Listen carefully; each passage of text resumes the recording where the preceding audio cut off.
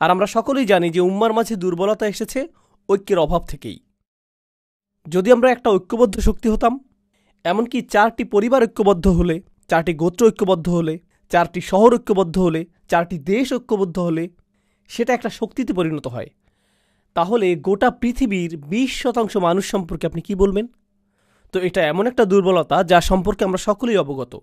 একই সাথে যখন আমরা ইসলামের শত্রু এবং এই উম্মার শত্রুদের ক্ষমতা এবং শক্তিমত্তা নিয়ে কথা বলি, যখন আমরা ইসরায়েলের মতো গণহত্যাকারী উন্মাদদের কথা চিন্তা করি, যা বিশ্ববাসীর চোখের সামনে নির্বিচারে গণহত্যা চালিয়ে যাচ্ছে, আর মুসলিমরা দাঁড়িয়ে দাঁড়িয়ে তা দেখছে, আমাদের মাঝে হতাশা আসে নিজেদের দুর্বলতার জন্য।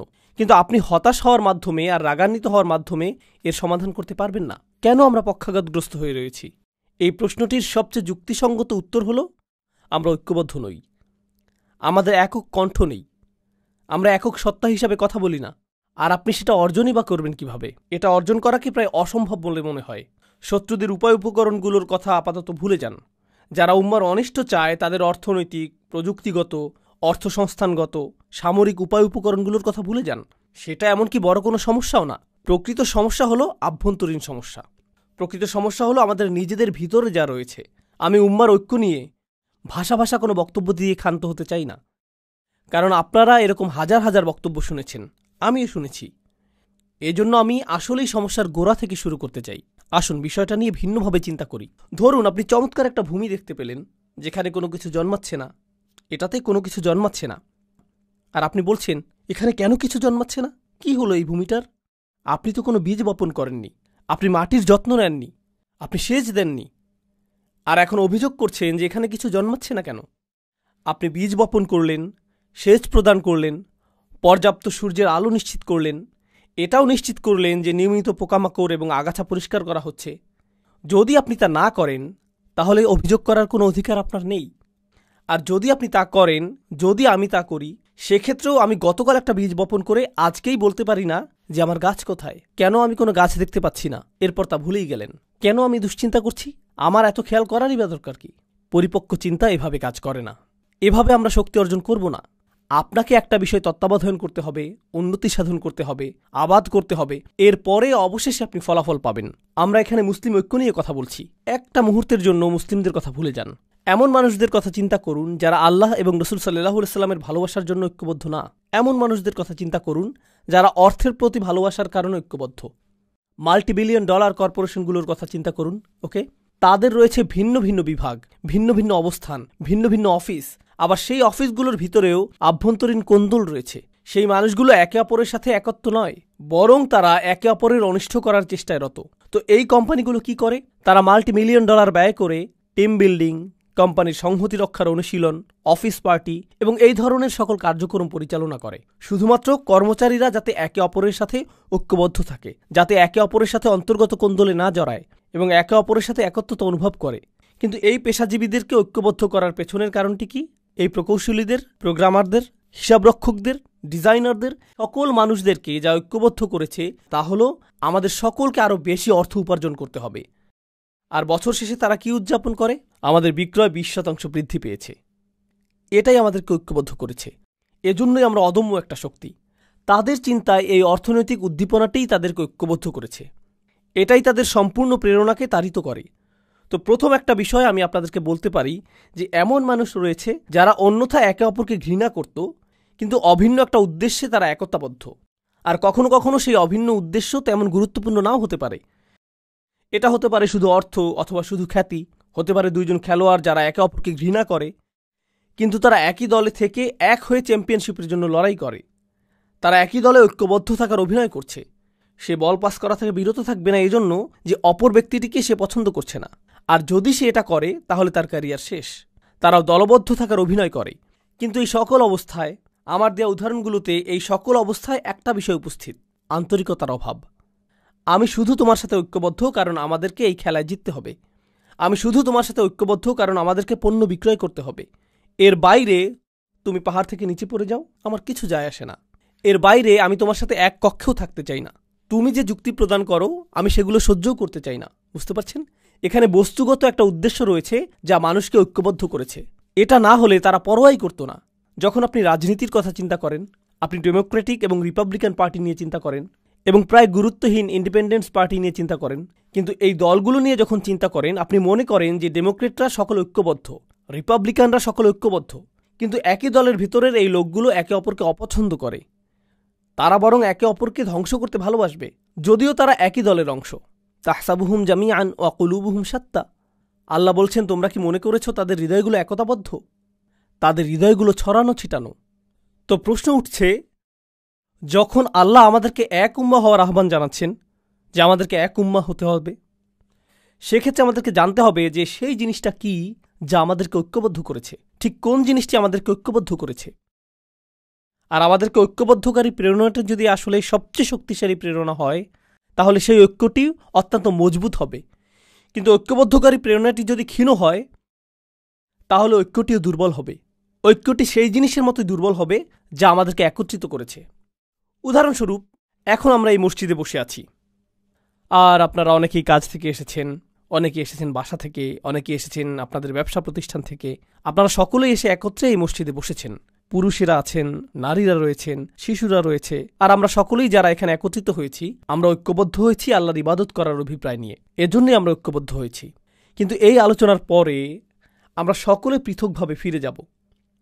তো যদিও এখানে আমরা কয়েকশো মানুষ থাকি, কয়েক হাজারও থাকি, আমরা একত্রিত হয়েছি ঠিকই, কিন্তু আসলে আমরা 1000 স্বতন্ত্র ব্যক্তি। আমরা আসলাম এবং একসাথে একটি কাজ করলাম, তারপর আমরা চলে গেলাম, এটুকুই। এটা ঐক্যের বহিঃপ্রকাশ নয়, এটা হলো সম্মিলিত একটা উদ্দেশ্যের বহিঃপ্রকাশ। আমাদের শুধু সম্মিলিত একটা উদ্দেশ্য ছিল, আমাদের সকলের উদ্দেশ্য ছিল জুমার নামাজ আদায় করা, এটুকুই।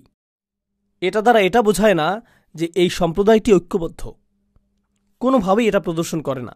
এখানে আমাদের উদ্দেশ্য হলো ইবাদত করা। কিন্তু আপনি যদি শুধু একটি উদ্দেশ্য দ্বারা ঐক্যবদ্ধ হন, আর এটাই যদি হয় সব, তাহলে যখনই সেই উদ্দেশ্য সমাপ্ত হবে, আপনার ঐক্যও শেষ হয়ে যাবে, অন্য আর কিছুর প্রয়োজন হবে না। আমি শুধু চাই যে আমার সন্তানেরা মসজিদে যাক, আমি শুধু চাই যে আমার সন্তান কিছুটা কোরআন শিখুক, আমি শুধু কোনোভাবে ইসলামের সাথে সম্পর্ক অনুভব করতে চাই, এটুকুই। যদি এটাই আপনার উদ্দেশ্য হয়, তাহলে এটুকুই পাবেন। যখন সেটা পূরণ হবে, আপনার আর কোনো প্রয়োজন থাকবে না, আর কোনো লক্ষ্য থাকবে না। কোরআন ঐক্য সম্পর্কে সম্পূর্ণ ভিন্ন একটা চিত্র অঙ্কন করেছে। এটা কোনো একটা কাজের উপর নির্ভরশীল নয়, এটা বড় একটা ঈদের নামাজের উপর নির্ভরশীল নয়। আর প্রতি বছর আমি একই সাথে হাসি এবং কাঁদি যখন শুনি মানুষ ঈদ কবে উদযাপিত হবে তা নিয়ে মতবিরোধী লিপ্ত। কারণ একই দিনে আমাদেরকে ঈদ উদযাপনের ব্যাপারে ঐক্যবদ্ধ হওয়া উচিত। আমি এই বিষয়ে বলি, আসলেই কি তাই? যদি আমরা সকলেই একই দিনে ঈদ উদযাপন করি, সেটাই আপনার কাছে ঐক্য বলে মনে হয়? নামাজের সেই 20 মিনিট ঐক্য কি এটুকুই? আপনি এমনকি জানেনও না যে যেই মানুষটির পাশে আপনি ঈদের নামাজ পড়ছেন তার পরিবারের সদস্য হাসপাতালে ভর্তি রয়েছে, আপনি তা জানেন না। আপনি এটাও জানেন না যে এই ব্যক্তিটি ব্যবসায় ক্ষতির শিকার হয়েছে, অথবা এই ব্যক্তিটি তার বাবাকে হারিয়েছেন, অথবা তিনি কাজ হারিয়েছেন, অথবা স্বাস্থ্যগত সংকটের মধ্য দিয়ে যাচ্ছেন, আপনি জানেন না। তো ঐক্য আসলে কি? একটা ছবি যা প্রদর্শন করে যে অনেক মানুষ একসাথে দাঁড়িয়ে রয়েছে, এটাই ঐক্য। আমার যুক্তিতে এটা ঐক্যের কৃত্রিম এবং অর্থহীন মানদণ্ড। আর সেজন্যই যখন আমরা অভিযোগ করি যে আমাদের ঐক্য নেই, আমাদের সেই অভিযোগও অর্থহীন। এটা আমার দেয়া উদাহরণটির মতোই। আপনি একটা ভূমির সামনে দাঁড়িয়ে আছেন যেখানে কিছু জন্মাচ্ছে না, আর আপনি বলছেন, হেই, এখানে তো কোনো কিছুই দেখছি না, কেন আমার জন্য কিছু জন্মানো অবস্থায় নেই? ইতিমধ্যেই তো আমার বাগানে প্রবেশ করার কথা। না না না, যদি আপনি বাগানের মালি হতে প্রস্তুত না হন, সেক্ষেত্রে অভিযোগ করার কিছুই নেই। তো আসুন একটু পেছনে ফিরে যাই এবং এই বিষয়টা নিয়ে চিন্তা করি। প্রথমত এবং প্রধানত আমি পুরুষ মানুষদের উদ্দেশ্য করে বলবো, পর্দার আড়ালের বোনেরা একটু ধৈর্য ধরুন, আপনাদের পালা আসবে। যদি আজকে নাও হয়, অন্য আরেকদিন বলবো ইনশাআল্লাহ। কিন্তু আজ আমি শুধু পুরুষদের উদ্দেশ্য করে বলবো। মুসলিম সমাজের অনেক পুরুষ মানুষের সাথেই আমার অনেক কথোপকথন হয়েছে, সারা পৃথিবীব্যাপী এবং আমেরিকাতেও। পুরুষ মানুষদের কাছ থেকে অন্যতম একটা অনুভূতির কথা আপনি শুনবেন যে সকলেই আমার কাছ থেকে কিছু চায়। আমার পরিবার আমার কাছে চায়, আমার বাবা মা আমার কাছে চায়, আমার সন্তানেরা আমার কাছে চায়, আমার স্ত্রী আমার কাছে চায়, আমার শ্বশুরবাড়ি আমার কাছে চায়, আমার বস আমার কাছে চায়, আমার সমাজ আমার কাছে চায়, প্রত্যেকেই আমার কাছে কিছু চায়। আর সে যদি একটা ফোন কলও পায়, এমনকি কলটি রিসিভ করার আগে সে ধরে নেয় এটা তার উদ্দেশ্য না যে হ্যালো, আমি তোমার খবর নেওয়ার জন্য ফোন করলাম, তুমি কি ভালো আছো, সব কিছু কি ভালো চলছে, চলো একদিন দেখা করি। এমনকি কেউ যদি কল দিয়ে বলে আসসালামু আলাইকুম, তুমি কেমন আছো, এর মধ্যেই আপনার মাথায় কাজ করে যে সে কি চাইছে, কি ব্যাপারে কল করেছে, কল করার কারণটা কি। কেউই এজন্য আপনার খোঁজ নেয় না যে তারা আপনার ব্যাপারে মনোযোগী। তারা আপনার খোঁজ নেয় কারণ তারা এমন কিছুর প্রতি মনোযোগী যা আপনি তাদেরকে দিতে পারবেন। তো হয়তো আপনি একটা ক্যাশ বাক্স, অথবা আপনি হয়তো একজন সেবক, আপনি শুধু এটুকুই। আপনি আছেন শুধুমাত্র ব্যবহৃত হওয়ার জন্য। আপনি একটা যন্ত্র যাকে ব্যবহার করা হয়, এটুকুই। কেউ আপনাকে নিয়ে চিন্তা করে না। কেউ আসলে আপনার ভিতরের সত্তাটিকে দেখতে পায় না। আর আপনি মসজিদে আসছেন, এখানে শুনতে পান যে মুসলিমরা সবাই ভাই ভাই, আসসালামু আলাইকুম, এরপর আপনারা একে অপরকে আলিঙ্গন করেন, সালাম এবং দোয়া বিনিময় করেন, এতে সমস্যা নেই। কিন্তু যখনই আপনি বলেন, ভাই আমি কি আপনার সাথে একটু কথা বলতে পারি, আমি ব্যস্ত, এই মুহূর্তে একটু ব্যস্ত, কারণ কারোরই আপনার জন্য সময় নেই। কারোরই আপনার জন্য সময় নেই। আর আরও এক ধাপ সামনে আগালে আপনার পরিবার হয়তো আপনার উপর নির্ভরশীল। তারা আপনার উপর নির্ভরশীল। উদাহরণস্বরূপ, আপনি হয়তো উপার্জনকারী, আর আকস্মিক আপনি অসুস্থ হয়ে পড়লেন এবং চাকরি হারিয়ে ফেললেন। আপনি শুধুমাত্র চাকরি হারালেন না, পরিবারে আপনি সম্মানও হারিয়ে ফেললেন। আত্মীয়রা আর আগের মতো আচরণ করছে না। সবসময় তারা আপনাকে কল করত, এখন আর কেউ কলও করে না। তারা আর আপনার খোঁজ নেয় না, খোঁজ রাখে না, বরং যতটা সম্ভব আপনাকে এড়িয়ে চলে। জানেন কেন? কারণ আকস্মিকভাবেই আপনি দানকারীর ভূমিকা থেকে গ্রহণকারীর ভূমিকায় নেমে এসেছেন। তাই কিছু চাইতে পারে এমন কারো থেকে মানুষ দূরে থাকতে চায়। এমনকি আমাদের পরিবারের ভিতরেই যদি এমনটা ঘটে, তাহলে অবস্থাটা কি হতে পারে যখন এই পরিসর বড় হয়ে সমাজ পর্যন্ত বিস্তৃত হয়? তখন কি ঘটে যখন মানুষ অনুভব করে যে কেউ তার কথা চিন্তা করে না? আর আমরা এখানে একটা ভিন্ন ধরনের সমাজে বসবাস করছি। ইউনাইটেড স্টেটস কিন্তু ডেনমার্ক থেকে আলাদা, এটা জার্মানি থেকেও আলাদা, এমনকি এটা কানাডা থেকেও আলাদা। ইউনাইটেড স্টেটস সম্পর্কে এমন কিছু বলছি যা আপনারা নিজেরাও জানেন। এটাকে পুঁজিবাদের নমুনা ধরা হয়। পুঁজিবাদ অর্থ আপনাকে প্রথম হওয়ার প্রতিযোগিতায় নামতে হবে। কেউ আপনার জন্য চিন্তা করবে না। আপনার নিজের চিন্তা নিজেকেই করতে হবে। কেউ আপনার জন্য এগিয়ে আসবে না। আমরা তো শ্বাস প্রশ্বাসের সাথেও পুঁজিবাদ গ্রহণ করছি। আর তার সাথে যোগ হচ্ছে আমাদের সমষ্টিগত জীবন। এটা সত্য যে যদিও আমাদের মধ্যে কিছুটা হলেও সালাম এবং দোয়া বিনিময়ের ভ্রাতৃত্ব সম্পর্ক রয়েছে, এটা নেহাত আনুষ্ঠানিকতার সীমা অতিক্রম করে না। কিন্তু এটা প্রকৃত ভ্রাতৃত্ব নয়। প্রকৃত ভ্রাতৃত্ব পরীক্ষার একটা পদ্ধতি বলে দিচ্ছি। আমি যদি আসলেই সমস্যার মধ্য দিয়ে যাই, তৎক্ষণাৎ এমন কারো কথা কি মনে পড়ে যাকে আমি কল করতে পারি? কাকে কল করার কথা তাৎক্ষণিক আমার মনে পড়ে? মসজিদের ভাইদের কথা কি মনে পড়ে? যাদের সাথে আমি চলি তাদের কথা কি মনে পড়ে? কার কথা মনে পড়ে? আপনি যদি সেরকম কাউকে পান, তাহলে আপনার জীবনে কিছুটা ভ্রাতৃত্ব রয়েছে। কিন্তু আপনি যদি দুইবার ভাবেন, এই ব্যক্তিকে বললে সে আমার সম্পর্কে কি ভাববে, এই ব্যক্তিকে বললে সে কিভাবে এটা আমার বিরুদ্ধে ব্যবহার করবে, আপনাকে যাচাই বাছাই করতে হয় আপনার সমস্যাটি কোনো ব্যক্তিকে খুলে বলবেন কিনা, কারণ আপনি নিশ্চিত না যে সে এই কথা আরও 20 জনের সাথে বলে বেড়াবে কিনা। তখন আপনি ঈদের দিনে উত্তপ্ত আলোচনার বস্তুতে পরিণত হবেন। জানেন ওই ভাইটি আমাকে কি বলেছে, কি ঘটেছে তার সাথে? ও মাই গড! আপনি অন্য কারো উপভোগের গল্পে পরিণত হতে চান না, এই জন্য নিজের মুখ বন্ধ রাখেন। জানেন এর অর্থ কি? আপনার জীবনে ভ্রাতৃত্ব অনুপস্থিত। একজন ইমানদার অপর ইমানদারকে যে সতর প্রদান করার কথা, সেটা আপনার তা নেই। আসুন আরও এক ধাপ এগিয়ে যাই, সেই আয়াতটিতে যাওয়ার আগে যা আমি আসলেই আপনাদের সাথে শেয়ার করতে চাই। আরেক ধাপ এগিয়ে যাই। আমাদের সমাজে এমন তরুণ অথবা বৃদ্ধ মানুষ রয়েছেন যারা ব্যর্থ হয়েছেন। ব্যর্থতাও জীবনেরই অংশ। আপনি কোনো পরীক্ষায় অকৃতকার্য হলেন, এটা ঘটতেই পারে। চাকুরির পরীক্ষায় ব্যর্থ হলেন, এটা ঘটতেই পারে। আপনি ধর্ম পালনে ব্যর্থ হতে পারেন। কোনো তরুণ হতাশার শিকার হয়ে মদ্যপান শুরু করতে পারে, এটা ঘটতে পারে। কেউ হারাম সম্পর্কে জড়িয়ে পড়তে পারে, এরপর ড্রাগ, মদ্যপান এবং এ জাতীয় আরও অন্ধকার পথ বেছে নিতে পারে।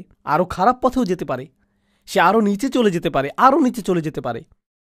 আপনি যদি আপনার শিশু সন্তানটিকে নিয়ে হাঁটেন আর শিশুটি পড়ে যায়, তখন আপনি কি করেন? আপনি তাকে তুলে নেন, তাকে মুছে দিবেন।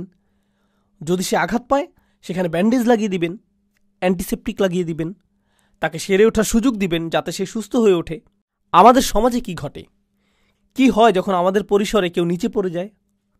ও মাই গড, আস্তাগফিরুল্লাহ! এই যুগের তরুণদেরকে দেখো। জানো কি দেখলাম? আব্দুল করিম কি করেছে জানো? লা হাওলা ওয়ালা কুওয়াতা ইল্লা বিল্লাহ। আমি তাকে অমুক জায়গা থেকে বের হতে দেখলাম। ইন্না লিল্লাহি ওয়া ইন্না ইলাইহি রাজিউন। কেউ একজনের তার সাথে কথা বলা উচিত। জানেন বিষয়টা কি? সেই ব্যক্তিটি হয়তো একটি পাপ কাজ করেছে, আমি বলবো যে আপনি তার চেয়েও বড় পাপ কাজ করেছেন।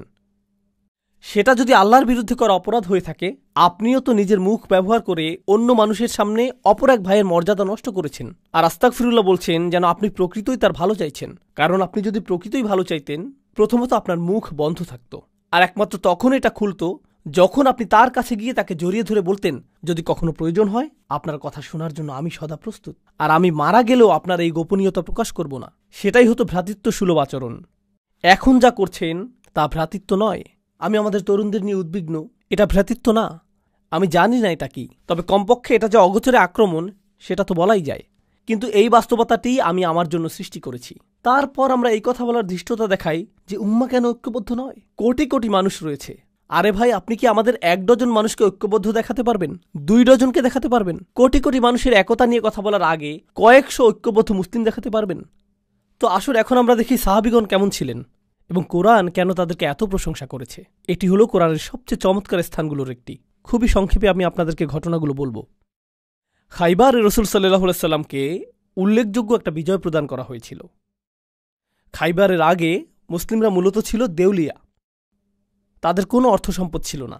খাইবারের পরে আকস্মিকভাবে তারা কোটিপতি হয়ে গেলেন। কোটি কোটি টাকা আসতে লাগলো।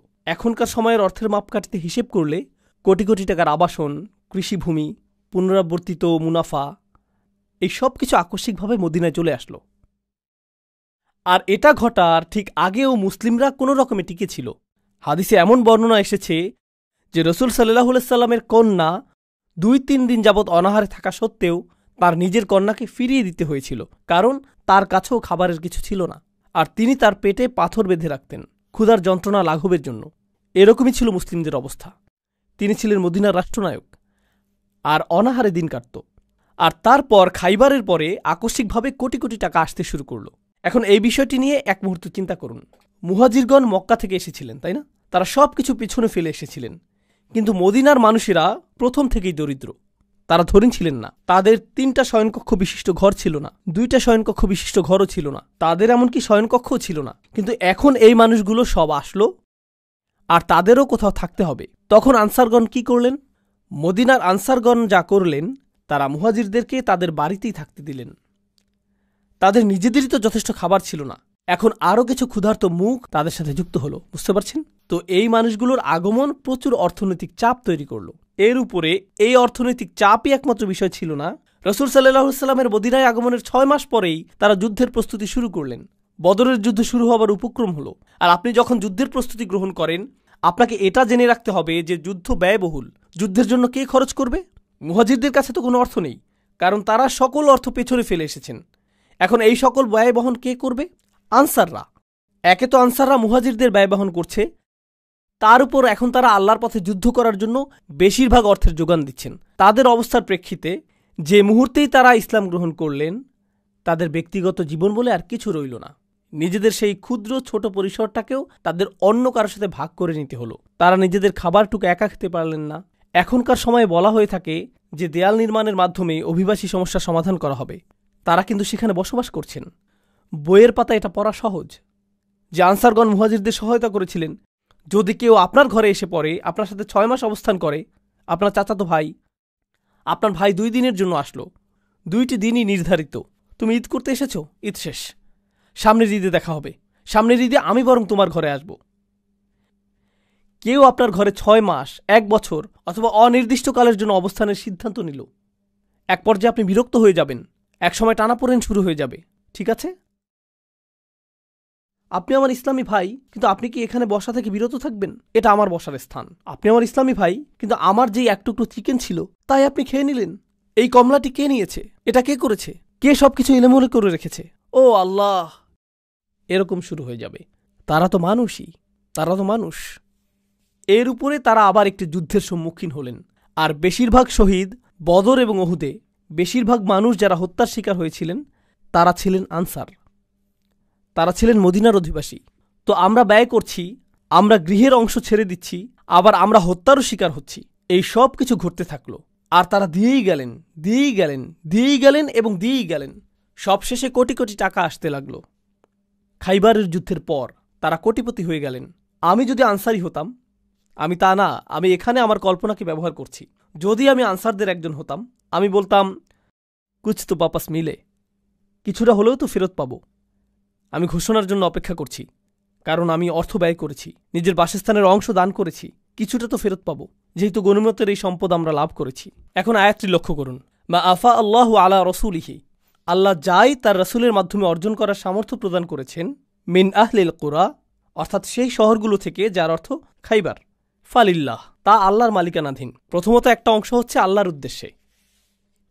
এটা দিয়ে কি বুঝায় তা এখন বলবো না, অন্য এক সময় বলবো। ওকে, ঠিক আছে, আল্লাহর জন্য, আমি বুঝতে পেরেছি।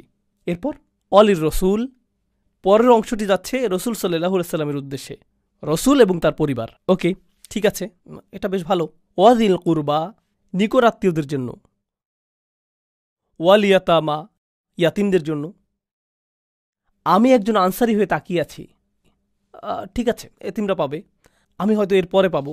ওয়াল মাসাকিন, গরিব মানুষেরা। ওকে, ঠিক আছে, গরিব মানুষদের পালা শেষ। এখন কি আমার প্রসঙ্গ আসবে? ওয়াবনিস সাবিল, যে মানুষেরা ভ্রমণরত, তাদের সাহায্য প্রয়োজন, কিছু অর্থ তাদের কাছেও যাবে। ঠিক আছে, তারপর এই আয়াতটির শেষে আল্লাহ বলছেন, মা আতাকুমুর রসুলু ফাখুযুহু, আল্লাহ রসুল তোমাদের জন্য যা নীতি নির্ধারণ করেন তা গ্রহণ করো। ওমা নাহাকুম আনহু ফান্তাহু, আর তিনি যা নিষেধ করেন তা থেকে বিরত থাকো।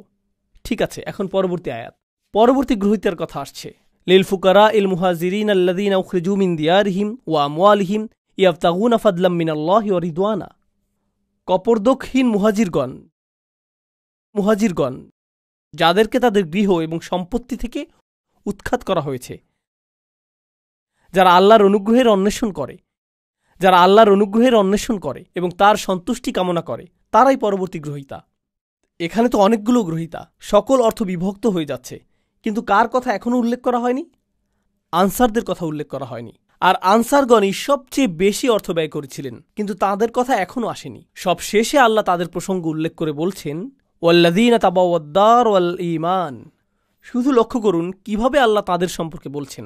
আমি এই সব কিছু বলছি শুধু এটা দেখানোর জন্য যে কি চমৎকারভাবে আল্লাহ তাদের সম্পর্কে বলেছেন। সেই মানুষেরা তাদের ঘর এবং তারা পর্যাপ্ত স্থানের ব্যবস্থা করেছে। ঠিক যেভাবে আপনি আপনার ঘর উন্মুক্ত করেন, তারাও তাদের ঈমানকে উন্মুক্ত করেছিলেন।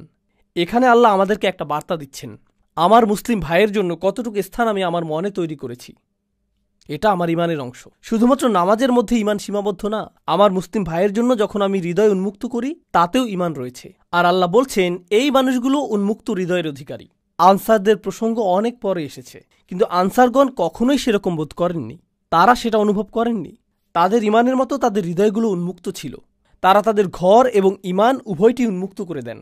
মিন ক্বাবলিহিম, তাদের আগমনের পূর্বেই। ইউহিব্বুনা মান হাজারা ইলাইহিম, কথাগুলো তেলাওয়াত করা খুবই সহজ, কিন্তু অনুধাবন করা খুবই কঠিন। তিনি বলছেন তারা ভালোবাসেন তাদেরকে যারা তাদের কাছে আশ্রয় গ্রহণ করেছেন। ইয়া আল্লাহ, এটা যদি আপনার এবং আমার বিষয়ে বলা হতো, কথাটা এরকম হতো, তারা কোনো রকমের সহ্য করছে তাদেরকে যারা তাদের কাছে আশ্রয় গ্রহণ করেছে।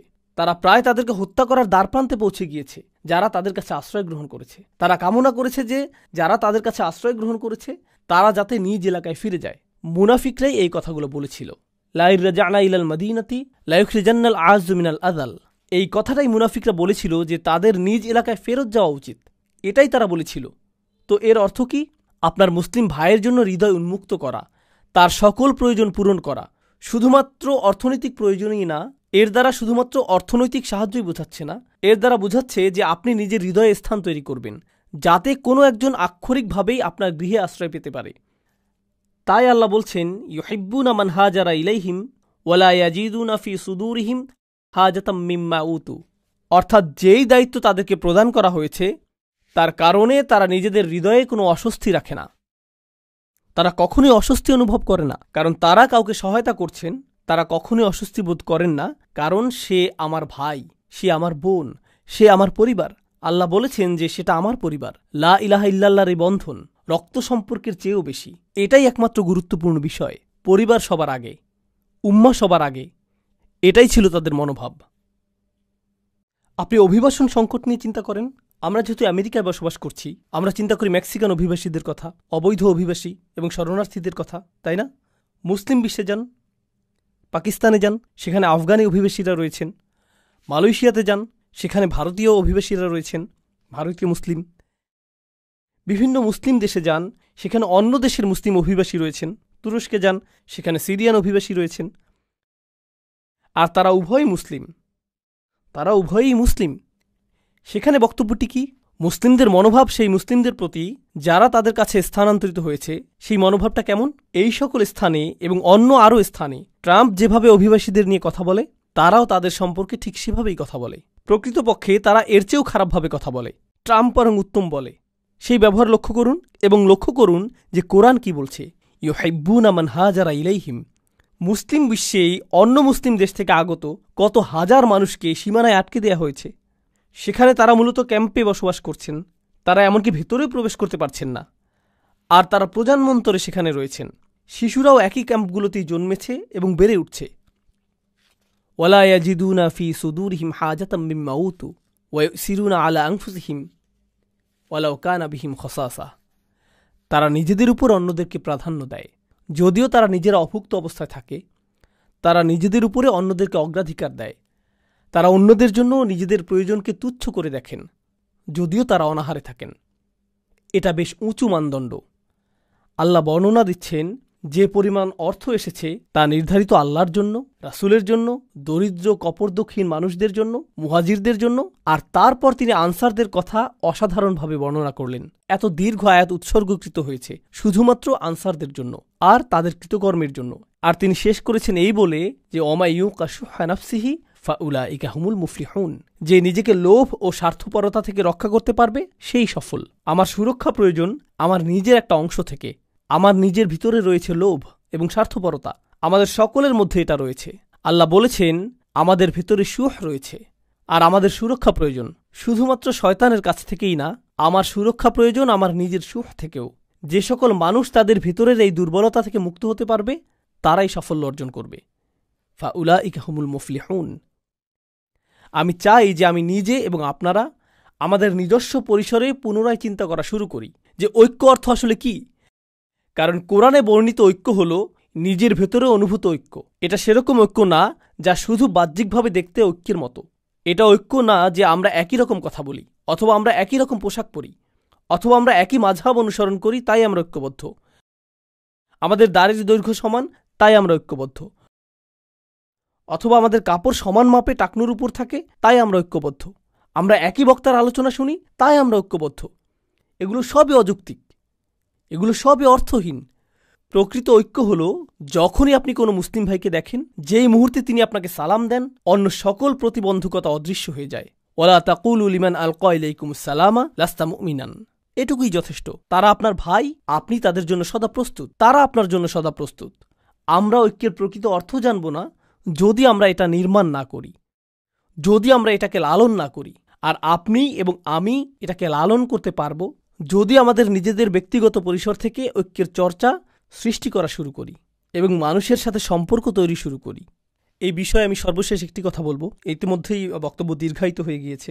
সর্বশেষ যে কথাটি বলবো তা হলো, আমি 18-19 বছর বয়স থেকেই মুসলিমদের মাঝে কাজ করছি। খুতবা, দার্স এবং সক্রিয় কার্যক্রমগুলোতে যুক্ত ছিলাম।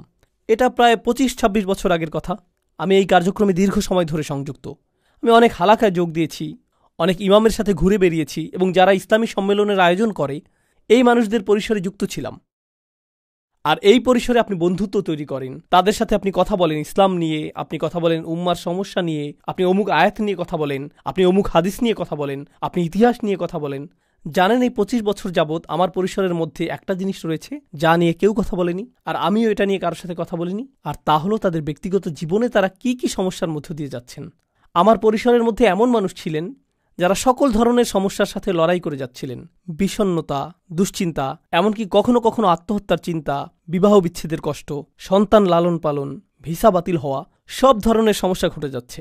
আপনার জানার বাইরে থেকে যাচ্ছে, কারণ তারা এটা জানে যে এসব বিষয়ে কথা বলার জায়গা এটা না। তাদের মনোযোগের কেন্দ্রবিন্দু হলো শুধু হালাকা। তাদের মনোযোগ হলো তুমি কি এই প্রোগ্রামটা করতে পারবে, এটাই তাদের মনোযোগের বিষয়, এটুকুই। আর তুলনা করার জন্য আমি খ্রিস্টানদের একটা গির্জায় গিয়েছিলাম, শুধু দেখার জন্য যে তারা কি করে। এক বুধবার রাতে গিয়েছিলাম, এখানকার স্থানীয় একটা গির্জা। তারা গোল হয়ে বসে, প্রথমে ৫-৭ মিনিট তারা গান গায় এবং এই জাতীয় কিছু কাজ করে। এরপর ১ ঘন্টা অতিবাহিত করে। জানেন সেই ১ ঘন্টায় তারা কি করে? সেখানকার পাদ্রী একজনকে বললেন, এই তোমার নাম কি? আমার নাম ফ্রাঙ্ক। তোমার নিজের সম্পর্কে কিছুটা বলো ফ্রাঙ্ক। এটা। তোমার এমন কি কোনো বিষয় আছে যার জন্য আমরা সবাই প্রার্থনা করতে পারি? হ্যাঁ, আমার মেয়ে আমার সাথে কথা বলে না, সেজন্য প্রার্থনা করুন। সকলে আসুন ফ্রাঙ্কের জন্য প্রার্থনা করি। পরবর্তী মহিলা, তুমি কি সমস্যা রয়েছ? আসো তোমার জন্য প্রার্থনা করি।